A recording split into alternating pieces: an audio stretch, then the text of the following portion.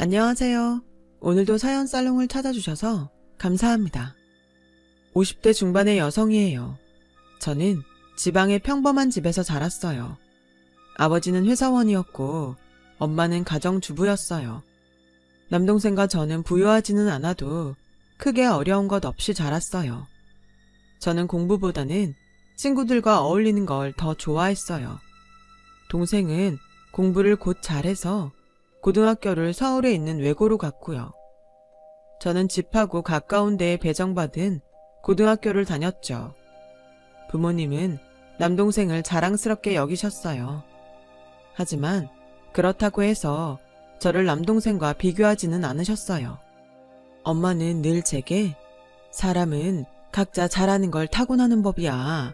형준이는 그게 공부인 거고 윤정이 너는 사람들하고 잘 어울리고 성격이 좋잖아.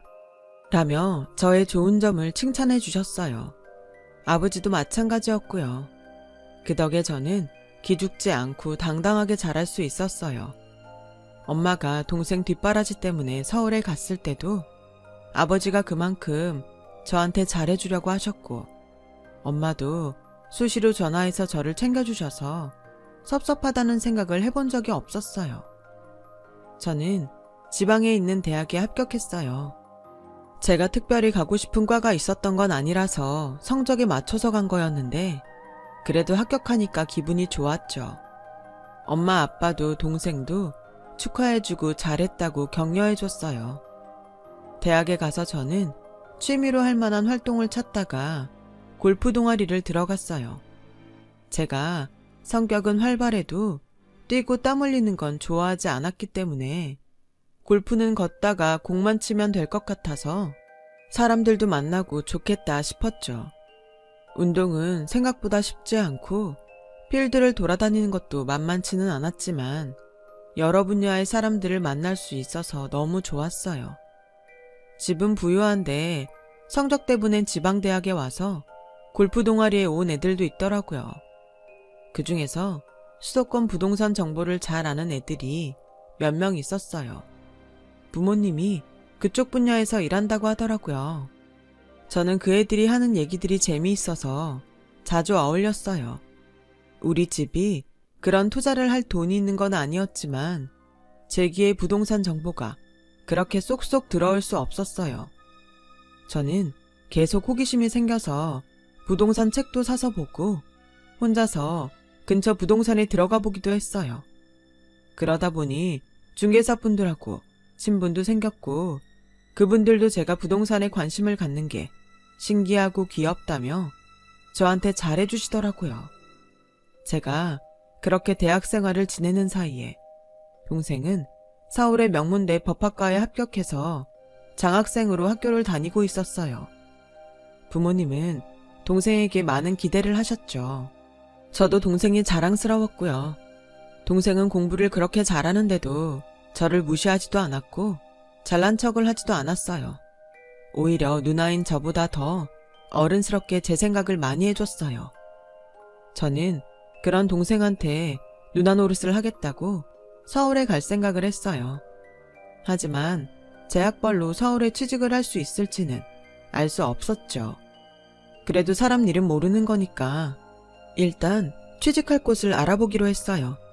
제가 취직하려고 백방을 뛰어다니자 골프 동아리 친구 한 명이 저를 불렀어요. 박윤정 너 서울에 취직할 때 알아본다며. 그럼 우리 아빠 회사에 이력서 내봐. 부동산 개발 회사 하시거든. 너 그쪽에 관심 많고 공부도 따로 했다며. 너한테 잘 맞을 것 같아. 진짜 너는 잘할 거야.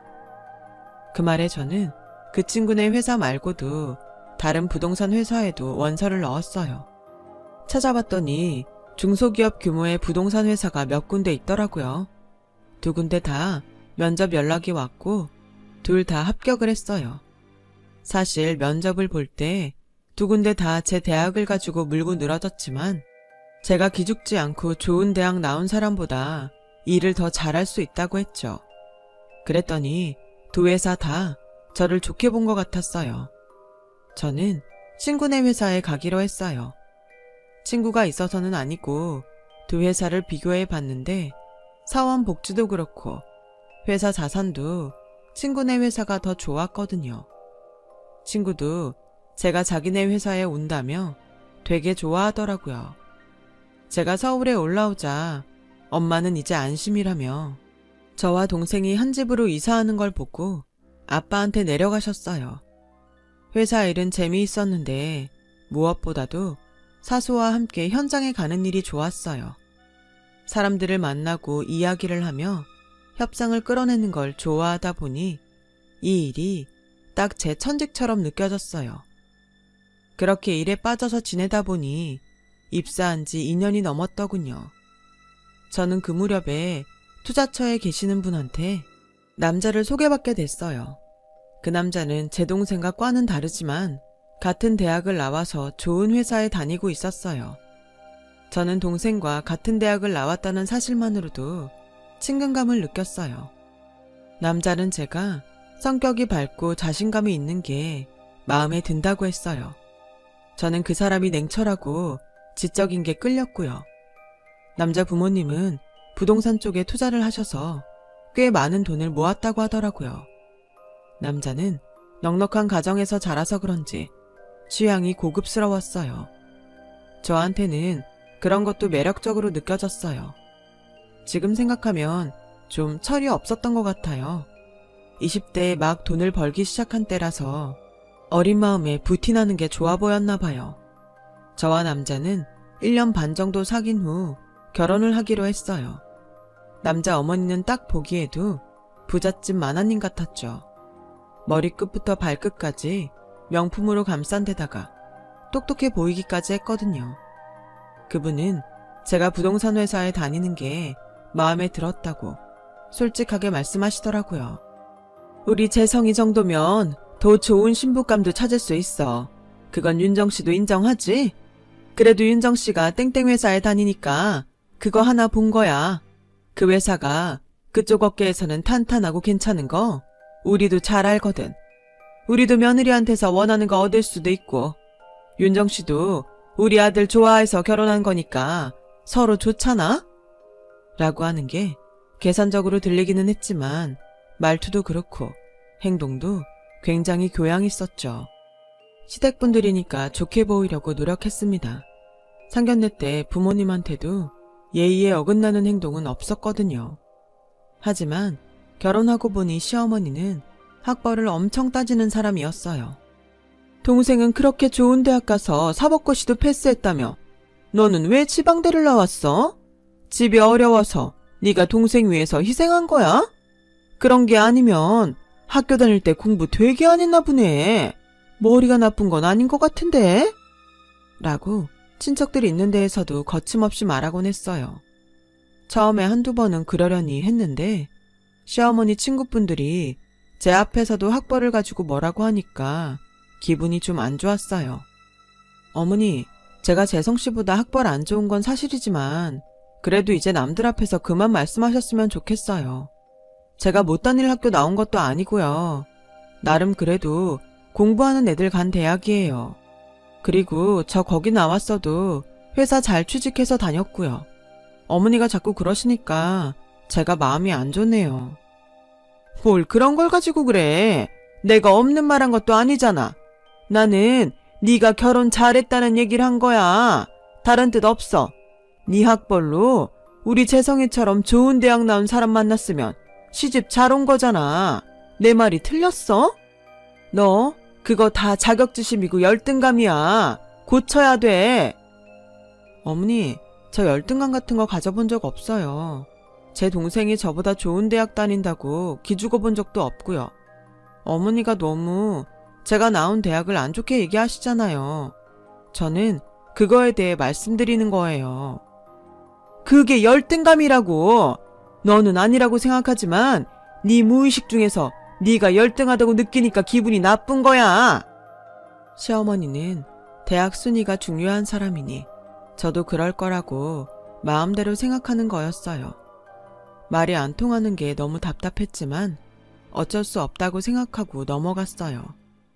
그렇게 신혼을 보내고 결혼 1년이 좀 안 됐을 때 저는 아이를 가졌고 10달 후 아들을 낳았어요.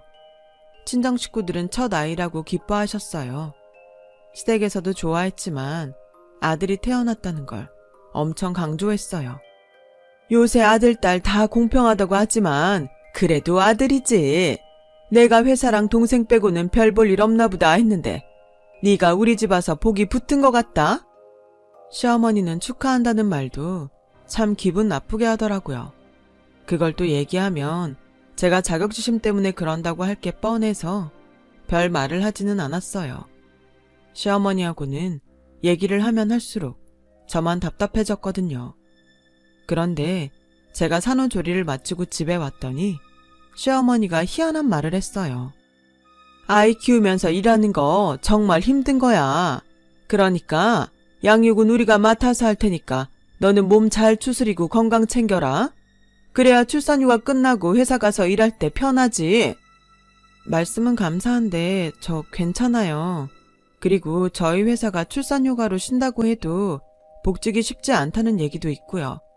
지금 당장 회사 갈 수 있는 게 아닌데 아이는 제가 봐도 돼요. 그럼 이렇게 하자. 네가 아이 엄마이긴 해도 교육은 우리가 시킬게. 그게 서로한테 더 좋지 않겠니? 처음에 저는 무슨 말을 하는지 몰랐어요. 그래도 아들인데 똑똑하고 리더십 있게 잘 키워야 되는데 지방대 나온 엄마가 그걸 감당할 수 있겠어? 애가 마음에 그늘 없이 크려면 좋은 대학 나온 사람들 사이에서 당당하게 커야 되는 거야. 얘 우리 집 손자다. 이것만큼은 내가 절대 양보 못해.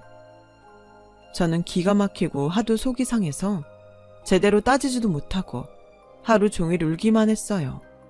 저녁에 집에 온 남편은 그런 저를 보더니 엄마가 키워주신다고 하면 우리도 편하고 좋지 뭘 그래.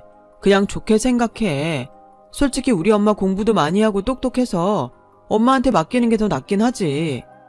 당신도 내가 지방대 나와서 그런 말 하는 거야? 그럼 똑똑한 사람하고 결혼하지. 왜 나랑 했어? 이게 뭐야? 어떻게 내 아들인데 어머니가 키운다고 해? 다른 집은 시어머니가 아이 키워준다고 하면 좋다고 하는데 당신은 왜 울고불고 난린지 모르겠네. 그게 나를 못 믿어서 교육을 직접 하겠다는 건데 다른 집하고 같아? 어떻게 대학 하나 가지고 사람을 이렇게까지 무시할 수가 있어? 그러게. 당신도 공부 좀 열심히 해서 좋은 대학 나오지 그랬어. 라는 남편의 말에 저는 절망했어요. 그제서야 저는 그 사람과 결혼한 걸 후회했죠. 똑똑하고 지적인 것보다 더 중요한 게 사람 됨됨이었는데 그걸 너무 늦게 깨달았던 거예요. 친정에 말하면 부모님이 놀랄까봐 말도 못하고 혼자 속을 썩이는 동안 아이는 일주일에 5일은 시댁에 가 있게 됐어요. 저는 그때 이혼을 생각해 본 적이 없었기 때문에 어떻게 하면 이 문제를 해결할 수 있을지 그것만 생각했어요. 그러다가 김장철이 됐고 시어머니는 김장을 하라고 저를 부르시더군요. 일주일에 이틀 보던 아들을 하루 더 볼 수 있다는 생각에 저는 불이 나게 갔어요. 50포기가 넘는 김장 속을 혼자 만들면서도 저는 그게 힘든 줄 모르고 온통 아들한테만 신경이 쏠렸어요. 시어머니는 아들을 잘 안아주지도 않고 영어 알파벳 모형을 앞에 놓고 자꾸 큰 소리로 읽어주더라고요. 태어난 지 얼마나 됐다고 저렇게 극성을 부리는지 이해가 안 됐어요. 그러다가 시어머니가 잠깐 자리를 비웠는데 혼자 소파에 아무런 안전장치도 없이 앉아있는 아들이 너무 위태로워 보여서 저는 얼른 아이를 포대기로 들쳐 업고 다시 부엌으로 갔어요. 속 양념을 다 섞어서 배추 안에 차곡차곡 넣는데 뒤에서 갑자기 누가 제 머리채를 확 잡아당기더라고요. 너 누가 내 손자 그렇게 업을 했어? 이러면 다리 휘어져서 얼마나 미워지는지 알아? 하긴 무슨 공부는 제대로 했겠어. 그딴 대학 나온 거 보면 뻔하지. 당장 아이 내려놓지 못해! 라고 시어머니가 소리를 질렀고 아들은 놀라서 울기 시작했어요. 어머니가 소리 지르시니까 애가 울잖아요. 그리고 현수 소파 위에 위험하게 올려놓고 나가신 건 어머니예요. 애가 혼자 있는 게 위험해 보여서 제가 업고 일하는 건데 거기서 대학이 왜 또 나와요? 어머니는 공부도 많이 하신 분이 애 혼자 소파 위에 두면 안 된다는 것도 모르세요? 야, 너같이 무식한 게 어따 대고 큰 소리야. 네가 뭔데 그딴 말을 해? 나 현수 엄마예요. 얘는 내 아들이라고요. 저는 너무 화가 나서 고무장갑을 벗어 던지고 그대로 아이를 업고 시댁을 나와버렸어요. 남편은 제가 자기 엄마한테 대들었다고 길길이 뛰었고 저는 오만정이 다 떨어졌어요. 너 당장 우리 엄마한테 사과해. 안 그러면 나 너 용서 못해. 내가 뭘 잘못했다고 용서하네 마네 그러는 거야. 나도 이제 더는 못 참아. 당장 이 집에서 나가. 너처럼 무식하고 상식 없이 구는 여자랑은 나 못 살아. 내가 뭘 상식 없이 굴었다는 거야. 상식 없는 건 당신의 집구석이야. 말 진짜 상스럽게 하네. 그럼 시어머니한테 소리 지르고 일하다 말고 뛰쳐나오는 게 상식 있는 거야? 그런 기본적인 예절도 모르면서 뭘 어쩌고저쩌고 하는 거야. 아, 엄마가 결혼 다시 생각해보라고 했을 때 그 말을 들었어야 했는데. 나야말로 당신 엄마가 나를 무슨 지네 집 도구처럼 원하는 걸 얻을 수 있다는 둥 그런 말 할 때 관둬야 했어. 라고 말한 뒤에 아이와 함께 친정으로 왔어요. 친정 부모님은 제 얘기를 듣고 너무 놀라서 한동안 아무 말도 못 하셨어요. 하루 정도 지나고 제가 좀 진정이 되자 엄마는 그렇게 꽉 막히고 일방통행인 사람들 안 바뀐다. 네가 그 집에서 평생 말도 안 되는 소리에 눌려서 사느니 차라리 갈라서는 게 더 낫지 싶다. 마음고생 안 하는 게 제일이야. 너하고 현수하고 행복하면 우리는 그걸로 됐어. 미안해 엄마. 그리고 고마워. 라며 엄마와 부둥켜 안고 펑펑 울었어요. 동생은 검사가 돼서 지방으로 가 있어서 직접 보지는 못했지만 동생도 제 얘기를 듣고 같이 화내주고 제 편이 되어주었어요. 이혼할 때 시댁에서 아들을 데려가려고 엄청 애를 썼지만 저한테 귀책 사유가 있는 게 아니었기 때문에 아이 양육권은 제가 가져올 수 있었어요. 저는 아이를 키우기 위해 회사에 복직을 알아봤어요. 그러자 친구한테서 연락이 온 거예요. 아마 네가 있던 부서에서는 너한테 복직 어렵다고 할 수 있어. 우리 회사도 그렇고 회사들이 다 결혼하고 애 낳은 여자들은 별로 반기질 않잖아. 그건 어쩔 수 없는 것 같아. 그래서 말인데 영업전략팀에 복직하는 대신 네가 내 개인 비서를 해주면 좋겠어. 안 그래도 나 실무가 늘어서 같이 다닐 사람 필요했거든. 친구는 지금 그 회사의 상무직책을 맡고 있었어요. 아버지가 대표이고 친구한테 물려줄 생각이라서 그런지 승진도 엄청 빨리 된 것 같더라고요. 저는 그렇게 1년 반 만에 친구의 비서가 돼서 회사에 돌아갔어요. 친구는 제 부동산 투자에 대한 정보를 보는 안목과 촉을 믿고 항상 저한테 의논을 했어요. 저도 믿어주는 친구가 고마워서 더 열심히 공부하고 분석해서 정확한 예측을 하려고 노력했고요. 그렇게 열심히 한 덕에 제가 추천해서 투자한 곳들이 좋은 성과를 냈어요. 친구는 회사에서 공개적으로 제 능력을 칭찬하고 제가 인정받을 수 있게 해줬어요. 저는 친구의 추천으로 새로운 개발 상권을 위해 만든 특별팀에 팀장으로 뽑혔어요. 회사에서도 제 능력이라면 맡겨볼만 하다며 잘 해달라고 했고요. 저는 밤낮으로 그 일에 매달렸어요. 아이는 거의 친정 부모님이 돌봐주셨죠. 저는 적정한 금액의 좋은 자리를 계약했고 거기에 우리 회사 건물을 짓게 됐어요. 좋은 가격에 분양도 마쳤고요. 그 자리가 교통요지라서 금세 값이 오르기 시작하더군요.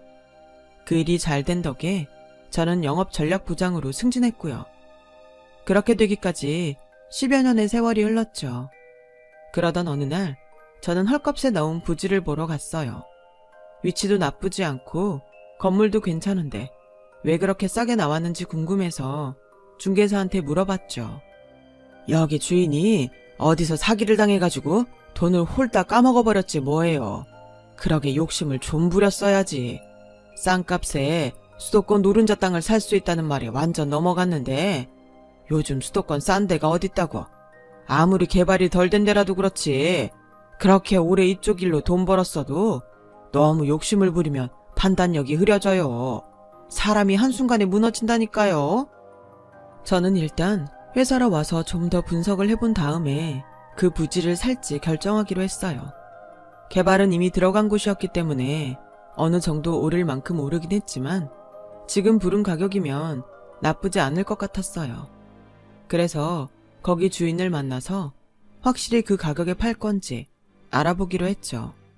아니나 다를까 중개사를 통해서 저희가 만나자고 했더니 살 마음이 있다는 걸 눈치채고 가격을 올려서 불렀다고 하더라고요. 근데 그 가격이 좀 세서 저희한테는 메리트가 없을 것 같아서 매입을 포기하겠다고 알렸어요. 그러고서 며칠이 지난 후 제가 밖에 있는데 사무실로 그 부지 주인이 찾아왔다는 연락을 받았어요. 제가 실무자 중에는 직위가 제일 높으니까 저를 꼭 좀 만나서 얘기를 하고 싶다고 했다는 거였어요. 저는 볼 일을 다 본 후에 사무실로 돌아가서 그 사람을 만나기로 했어요. 사무실에 들어간 저는 그 부지 주인을 보고 놀랐어요. 바로 전 시어머니였거든요. 토지 대장에 있던 주인 이름은 시어머니가 아니라서 어떻게 된 건가 했더니 자기 여동생 이름을 빌려서 차명 소유를 하고 있었던 거였어요. 네가 여기 실무자 중 제일 높다고 해서 꼭 너를 만나게 해달라고 했다. 이렇게 다시 일을 한 줄 알았으면 진작에 연락을 했을 텐데 이제라도 알게 돼서 정말 다행이야. 저는 그쪽이 실소유자인 거 알았으면 만나지도 않았을 거예요. 그리고 차명 소유권은 골치 아파서 거래 안 합니다. 꼭 그렇지만은 않잖아. 나도 이쪽 일 많이 해봐서 잘하는데 뭘 그렇게 말해. 그러지 말고 우리 부지 매입 다시 생각해주면 안 될까? 내가 금액은 조금 낮출 의향이 있어. 글쎄 저희 회사는 그런 땅 거래 안 한다고요. 그리고 조금 낮출 의향이 있긴 뭘 있어요. 우리 회사에 못 팔면 다른 데에 팔지도 못할까봐 이렇게 직접 찾아와서 부탁하면서도 자존심을 세워요. 이쪽 일 많이 해봐서 잘 안다고요. 저는 부장을 그냥 친구 백으로 단 줄 아세요? 저 예전에 덱한테 애 맡길 때처럼 호락호락하지 않아요. 그러니까 그만 돌아가세요. 라고 말하자 시어머니는 제 앞에서 손을 모으며 빌다시피 했어요.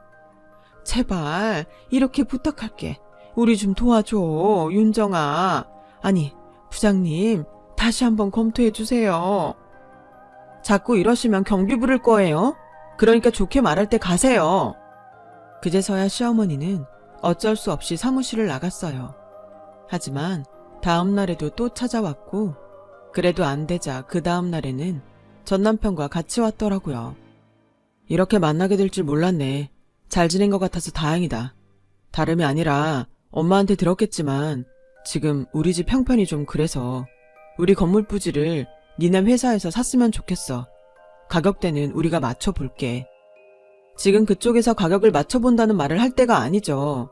차명 소유인 것도 문제고 맞춘다는 가격도 문제인데 대체 우리가 뭐가 좋다고 그 부지를 사야 되죠? 그리고 우리가 만나자고 하니까 값을 올렸죠? 그런 사람들하고 뭘 믿고 거래를 합니까? 라고 차갑게 말하자 남편은 정말 그런 문제 때문에 그래? 예전에 우리랑 안 좋은 감정으로 헤어져서 그런 게 아니고? 사업을 사적인 감정으로 하는 건 아마추어나 하는 짓이야. 지금 어디서 누구를 가르치는 거예요? 저 이 회사 영업전략부장이에요. 그쪽이야말로 지금 사적인 감정에 매달려서 저한테 부지 팔아보겠다고 하는 거잖아요. 아니, 좋은 대학 나온 똑똑하신 분들께서 왜 사기를 당했대요? 사기친 사람은 어디 유학이라도 갔다 온 사람인가 보죠? 저는 지방대 나와서 그런 말로 하면 넙죽 살 것 같던가요? 댁들 같은 사람 보고 바로 헛똑똑이라고 하는 거예요. 말도 안 되는 소리 그만하고 둘 다 돌아가세요. 라고 하자 남편은 전보다 주눅이 든 목소리로 그렇게 들렸다면 미안해. 그런 게 아니고 공과 사를 잘 구별하자는 뜻이었어. 공과 사는 그쪽이 구별 못하고 있잖아요. 저한테 반말 쓰는 것부터가 그렇죠. 할머니, 이제 그만하시고 아드님 데리고 나가세요. 자꾸 이러시면 차명 소유에 대해서 검찰 조사받게 할 거예요. 제 동생 지금 검사예요. 아시겠어요? 라고 하자 두 사람은 기가 팍 죽어서 제 사무실에서 나갔어요. 그 뒤로 둘은 저한테 몇 번 연락을 했지만 저는 한 번도 받아준 적이 없었어요. 그 집 건물 부지도 사지 않았고요. 알고 보니 남편이 재혼한 여자가 다른 사람과 짜고서 사기를 치고 사라졌다고 해요. 저는 자업자득이라고 생각했어요. 그렇게 똑똑하고 지적인 것만 찾더니 자기들이 제일 멍청한 짓을 했더라고요. 그 뒤로는 그 집안에 대해서 들은 얘기가 없네요. 저는 뒤늦게 재혼을 했고 남편이 데리고 온 아들과 제 아들은 형제로 사이좋게 잘 자라주었어요. 이제 둘 다 대학에 들어갔고요. 친정 부모님도 건강히 잘 지내고 계세요. 동생도 결혼해서 잘 살고 있고요. 전 시댁을 생각하면 사람이 한 대로 돌려받는다는 말이 떠오르곤 해요. 그래서 저도 잘 살아봐야겠다고 생각합니다. 제 긴 얘기 들어주셔서 감사드려요. 모두 행복하시고 항상 건강하시길 빌게요. 여러분, 사연 댓글에 응원과 현명한 조언 부탁드려요. 좋아요와 구독은 저에게 큰 힘이 됩니다. 오늘도 좋은 일 가득하세요.